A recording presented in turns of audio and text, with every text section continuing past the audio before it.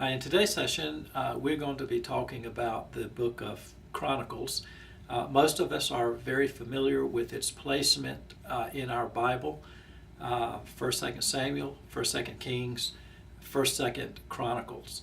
However, in the Hebrew Bible, Chronicles is the very last book of the Bible. And there is historical and theological significance to that. That will help shape our reading of it. And so we're going to explore some of that as we take a look at Chronicles. For one thing, when you're reading Chronicles, you're going to be reading a lot of the stories of David and Solomon and stories after the divided kingdom. But as you are reading those stories, the book of Chronicles is going to take a lot of the same story time that you are familiar with in 1st and 2nd Samuel and 1st and 2nd Kings. And it is going to put it in a different perspective.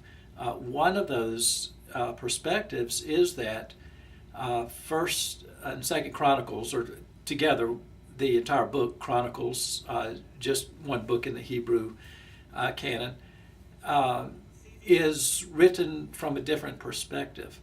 It is written telling the stories from a post-exilic or post-exile setting. In other words, the United Kingdom, Saul, David, Solomon, the division of the kingdom, the destruction of the northern kingdom, Israel, and then ultimately the destruction of the southern kingdom of Judah, and the people of the tribes of Judah and Benjamin and Levites are taken by the Babylonians into captivity. So this book tells the story, looking back, tells the story and gives a theological reflection of that story from the perspective of the people as they are in exile. And in just a moment, we'll see what the finale of that story is and how it opens up into the future. The difference primarily between the books, or the book of Chronicles, and that of Samuel and Kings, is that the book of Chronicles is something of a glorification, particularly of the reigns of the monarchies of David and Solomon. For example, not really too much is said about Saul. Saul actually becomes something of a foil or a setup for David. There's the story in which Saul takes his life at the end of a battle, but it's told fairly briefly in the context of it all. And it's really a setup for David and Solomon. So we'll swing back around to that as well in just a moment. The book of Chronicles actually begins with the genealogy, and first name in that genealogy is Adam. So the book actually begins with the very name of Adam and carries it through various genealogies. However, as the genealogy begins to unfold, again, as we've talked about and as we have seen in other sessions, the purpose of a genealogy is not just so you could have namesake. The purpose is richer than that. It's so that you can see something of the ways of God, that you get a theological sense and purpose of connectedness. You can see how God redemptively is working in certain places or through certain lines. You can see things like election. And in this case, we find in Chronicles that the emphasis on Judah, the tribe of Judah, and the particular genealogy that flows out of that is tied right into the ultimate coming of David, who is perceived as a forerunner of the Messiah himself.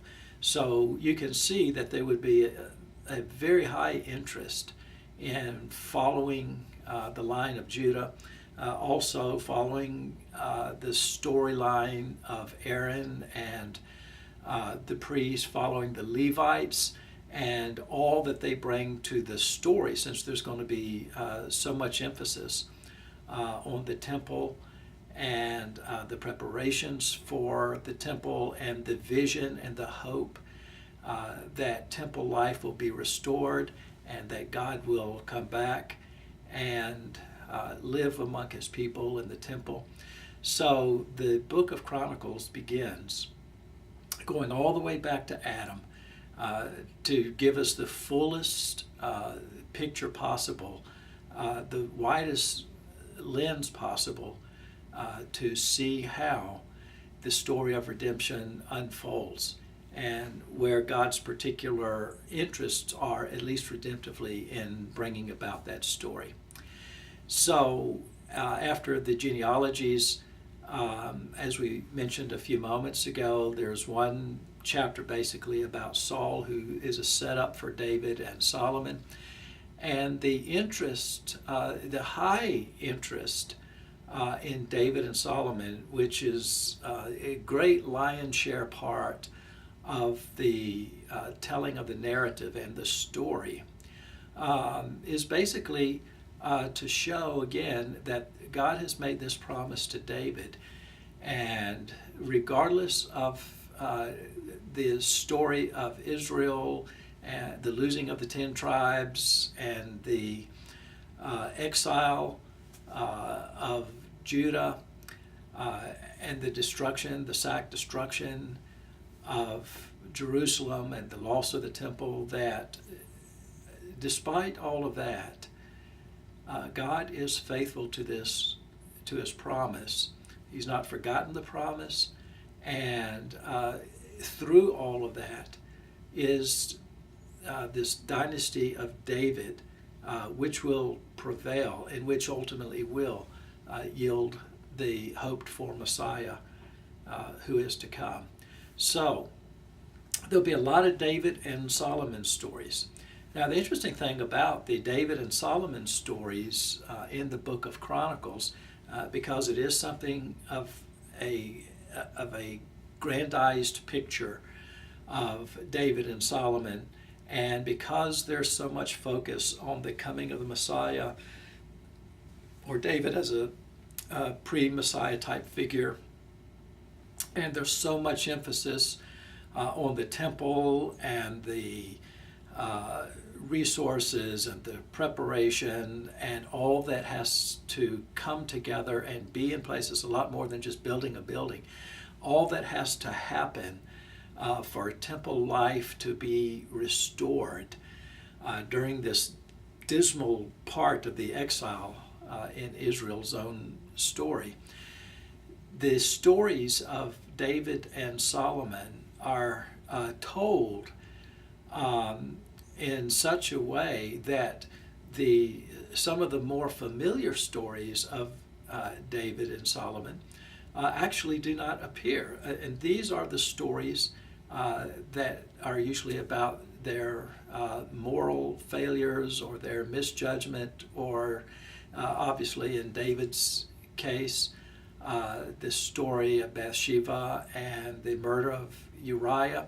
Interestingly enough, in the Book of Chronicles, this big piece of the story, or this significant part of the story that nearly anybody can associate with David's life, is not mentioned at all. There's not a breath of a word about this particular event.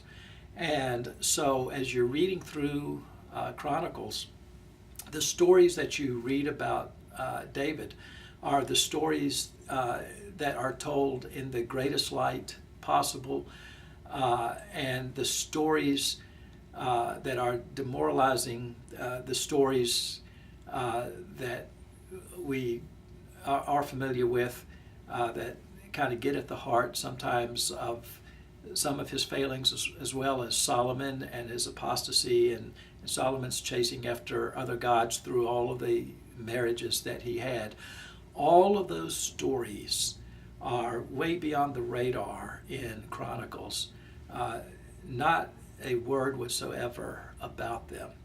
So the interest of the book of Chronicles is very theologically shaped. It is not trying to dig out or expose David or Solomon in any way. They are attempts to really focus on the promise of God, the dynasty that's going to come through David, and the incredible future temple, and what it's going to be like when the temple is rebuilt, and there is temple life again, and then there is praise, and God is with his people. So, in the stories of Chronicles, you'll pretty much easily be able to pick up on these particular theological themes that are just quite prominent and just course right through the book itself like a river. The stories that or the story of Israel and the divided kingdom after Solomon, the primary emphasis in Chronicles is going to be on the kings of the south, the kings of Judah.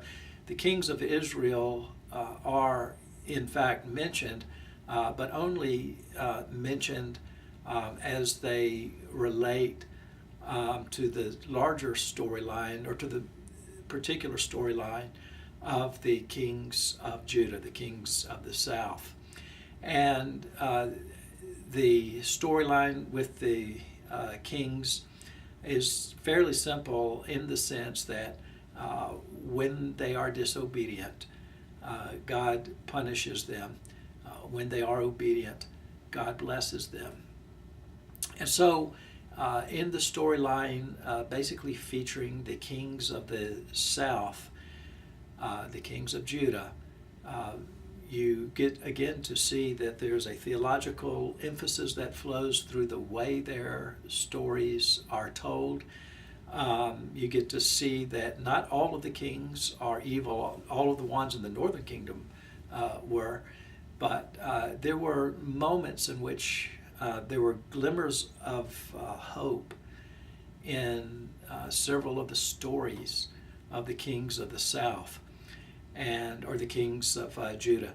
So you'll run into stories like Hezekiah and Josiah, and attempts to have religious reformation, to bring back spirituality, to honor the temple life, and those kinds of things.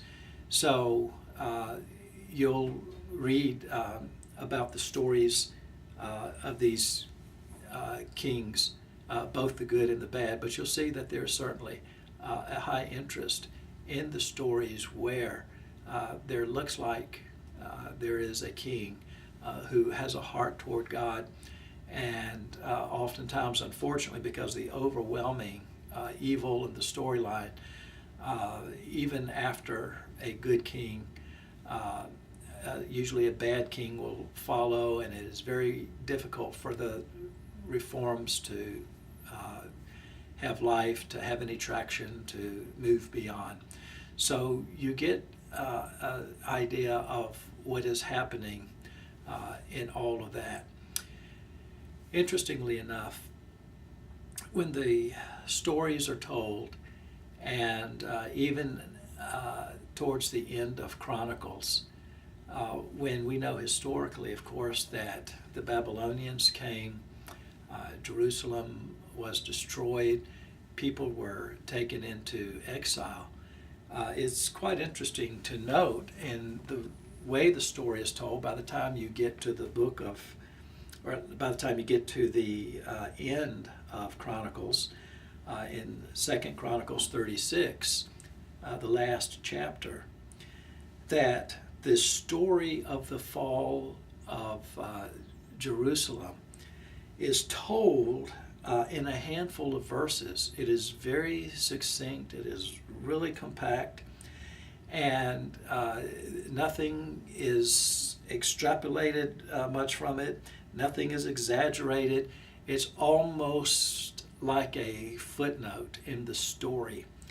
And then at the very end of the book itself is the story, again, told in a very succinct, compact, handful of verses kind of way, of Cyrus, the king of Persia. And Persia has now conquered Babylon. And interestingly enough, at the end of the book, there is this breaking of the clouds, the rising of the sun, rays of hope are beginning to find their way into the story. And at the very end, in the conclusion, we see that God was at work, that God is even at work through King Cyrus, the Persian. And so the story at the end reads like this. He carried into exile to Babylon the remnant who escaped from the sword, and they became servants to him, this is Nebuchadnezzar, and his successors, until the kingdom of Persia came to power. The land enjoyed its Sabbath rests. All the time of its desolation it rested until the 70 years were completed in fulfillment of the word of the Lord spoken to Jeremiah. In the first year of Cyrus, king of Persia, in order to fulfill the word of the Lord spoken by Jeremiah, the Lord moved the heart of Cyrus, king of Persia, to make a proclamation throughout his realm and also to put it in writing. This is what Cyrus, king of Persia, says. The Lord, the God of heaven, has given me all the kingdoms of the earth, and he has appointed me to build a temple for him at Jerusalem in Judah. Any of his people among you may go up, and may the Lord, their God, be with them. So the story of Chronicles concludes with the king of Persia, Cyrus, acting as if, and indeed he was, acting in the sense of as if he were the primary person that God had called to issue a proclamation that allows the people to go back. It is that Cyrus himself passes the proclamation that the people will build a temple, and all of this is according to the word of Jeremiah. So it is really quite interesting and quite clear to see that God is not only working through his people, he's even been working through times of exile with the Babylonians, and he especially has been working through the Persian king Cyrus, who in the very first year of his rule offers this proclamation. So throughout the entire storyline, you get a real sense that this story is not ended. God is keeping his promise. The dynasty of David will survive. The temple will ultimately be restored. And that hope will finally find its way back to the people. So once you can see the larger picture of all of that, it is a lot easier for us to see why in the Hebrew canon that Chronicles is not located after Samuel and after Kings. It is kind of the finale of the Old Covenant, the Old Testament, and it is a finale that kind of recaps the entire story of what God has done, and as such it goes all the way back to creation itself, where it is anchored, and you follow the story or the genealogies through Adam, You come all the way through and you see how God has been working, and you see that God's temple, that God's Messiah is a promise that offers great hope to the people, even though they have lost a number of tribes, even though the Babylonians have desecrated and destroyed the city of Jerusalem, even though the temple is gone, even though the people are in exile. It is an amazing theological journey to go through the Book of Chronicles and realize that everywhere you turn, you see the hand of God in a people who, in many cases, have turned against Him. And yet, He uses, of all things, the king of the Persians to give the decree that ultimately brings the people, or allows the people to go back to Jerusalem, ultimately allows the opportunity for the temple to be restored, for the worship at the temple to be restored, for Reformation to be restored, for the city of Jerusalem itself to be restored, and to bring all of that together with the knowledge that all of this happens because God is working, and that the hope and the prayer for the Messiah is still very much alive. And the prayer that God will dwell with His people is still very much a living prayer. So I hope that you will find it enriching as you explore the Book of Chronicles, and as you begin to see how some of the stories that you are familiar with and you read about in Samuel and Kings, how those stories are told in Chronicles, what stories are not told, and you begin to pick up on the theological theme of hope to which all of this is driving. At the end, basically, what you see in Chronicles is that David is something like a second Moses, and Solomon is something like a second Joshua. And all of these stories through the golden years and through the dark years and through the exile years, all of these stories are now gathered up and theologically put together to give the Israelites hope that God is working in His world, and that even destruction and exile cannot thwart the promise that God has made to Abraham, the promise that God has made to David, and the hope that the future Messiah will certainly come.